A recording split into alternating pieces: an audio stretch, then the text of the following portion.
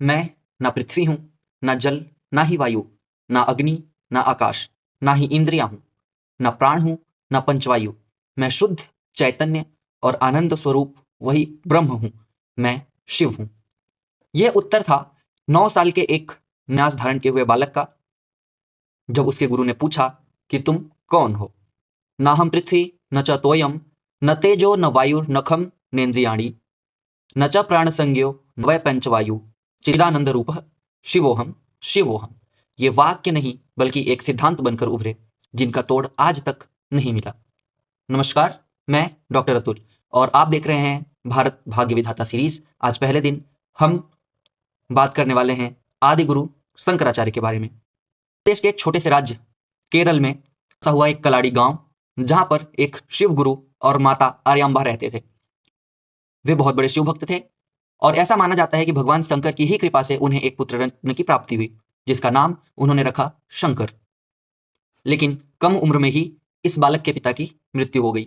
लेकिन इस छोटे से बालक की प्रतिभा ने आसपास के लगभग सभी संतों, महात्माओं और ज्ञानियों को अपने ज्ञान से प्रभावित कर रखा था और यह छोटा सा बालक संन्यास लेने की जिद ठान बैठा था, जिस पर उसकी मां ने कहा कि हे पुत्र, तुम एकमात्र मेरे सहारा हो, अगर तुम भी संन्यास ले लोगे तो मेरा क्या होगा।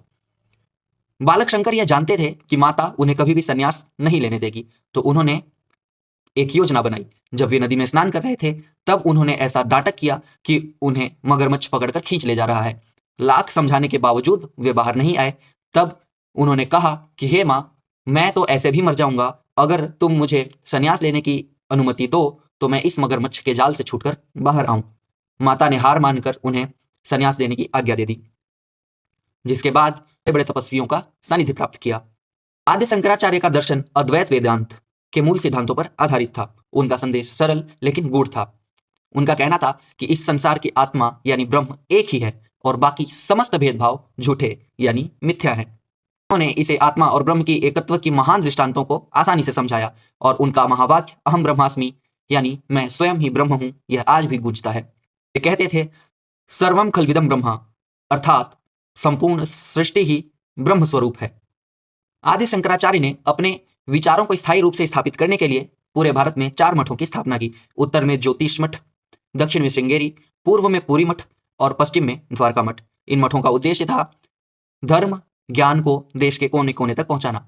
आज जिस हिंदू धर्म के स्वरूप को हम और आप देखते हैं, वो वास्तव में इन्हीं शंकराचार्य जी के द्वारा प्रतिपादित है।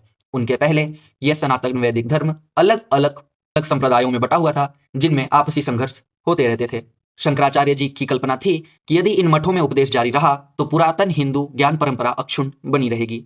में माना जाता है कि उस समय जैन, बौद्ध और अन्य अवैदिक संप्रदाय चुनौतियां बढ़ा रहे थे और जिसके लिए स्वयं साक्षात भगवान शंकर इन्हीं शंकराचार्य के रूप में अवतरित हुए थे। शंकराचार्य का जीवन भ्रमण, कार्य और शास्त्रार्थों से भरा रहा।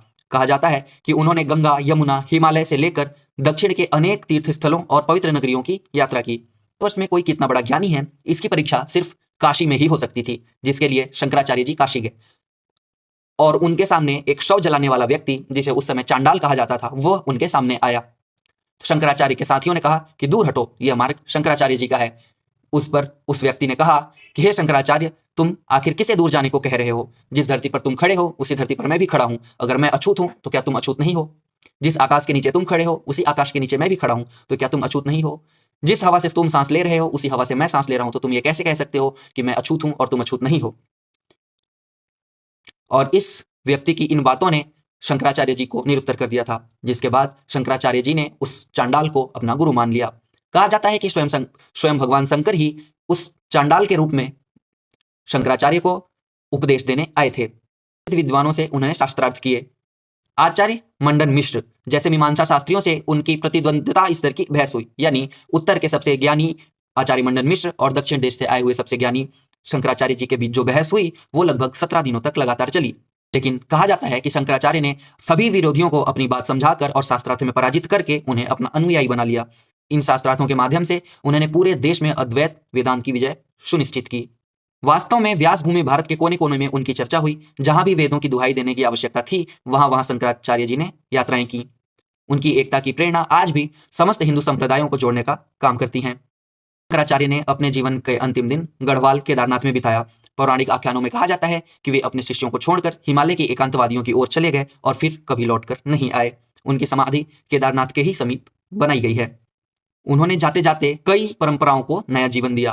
पंचरात्रि परंपरा यानी 5 देवों की एक साथ पूजा करने का जो रिवाज है वो उनकी ही देन है। उन्हें शास्त्र में उस व्यक्तित्व के रूप में याद किया जाता है जिसने वैदिक धर्म की आत्मा को पुनः जगाया था। शंकराचार्य की छवि और शिक्षाएं भारत की सांस्कृतिक पहचान का हिस्सा है। उनके स्थापित 4 मठ पूरे देश में आज भी सक्रिय हैं और वेदांत शिक्षा की लौ को जलाए हुए हैं। वास्तविक भारत में हाल ये है कि शंकराचार्य जी के नाम पर बड़े बड़े स्मारक तो बनाए जाते हैं, बड़ी बड़ी मूर्तियां बनाई जाती हैं, लेकिन उनकी शिक्षाओं को ग्रहण करने वाला कोई भी नहीं है। नमस्कार, देखते रहिए भारत भाग्य विधाता।